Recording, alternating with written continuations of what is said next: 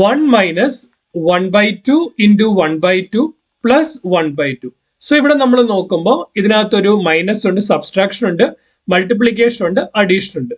So board mass rule അനുസരിച്ചിട്ട് division, then multiplication, then addition, then subtraction. So നമ്മൾ അപ്പോൾ ആദ്യം എന്ത് ചെയ്യണം? മൾട്ടിപ്ലിക്കേഷൻ ചെയ്യണം.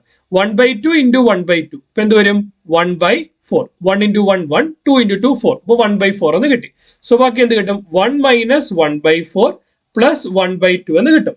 സോ ഇനി അഡീഷനോ സബ്സ്ട്രാക്ഷനോ നമുക്ക് എങ്ങനെ വേണം ചെയ്യാം, ബട്ട് എപ്പോഴും നല്ലത് ആദ്യം അഡീഷൻ ചെയ്യാം.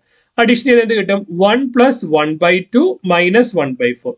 1 plus 1 by 2. 1 plus 1 by 2 എന്ന് പറഞ്ഞാൽ എന്ത് കിട്ടും? ക്രോസ് ചെയ്ത് കഴിഞ്ഞാൽ 2 plus 1 that is 3 by 2 minus 1 by 4 എന്ന് കിട്ടും. നമുക്കിപ്പോൾ ക്രോസ് ചെയ്ത് എന്ത് കിട്ടും?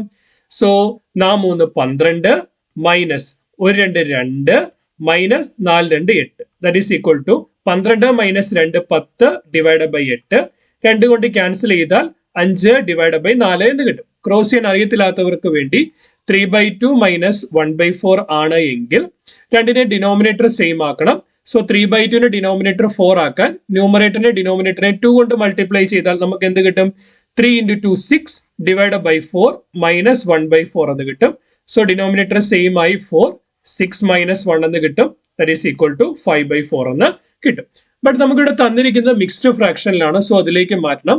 സോ 5 by 4 എടുത്താൽ 1 ടൈം 4 റിമൈൻഡർ 1. സോ നമുക്ക് എങ്ങനെ എഴുതാം?